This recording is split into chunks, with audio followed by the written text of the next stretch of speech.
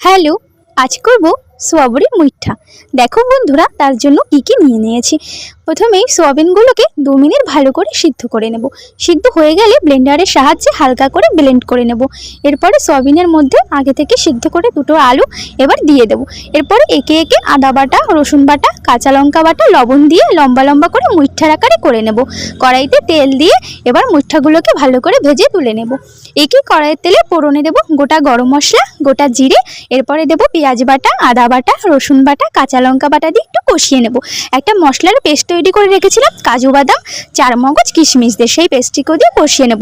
এরপরে দিয়ে দেব পরিমাণ মতো হলুদ গুঁড়ো, লবণ গুঁড়ো, সামান্য চিনি, কাশ্মীরি লঙ্কার গুঁড়োতে কষিয়ে নেব। কষানো হয়ে গেলে এরপরে পরিমাণ মতন জল অ্যাড করে দেব। জল দিয়ে ফুটে এলে মুইঠাগুলো দিয়ে দেবো। 5 মিনিট ফোটালেই এরপরে তৈরি হয়ে যাবে সোয়াবড়ির মুইঠা।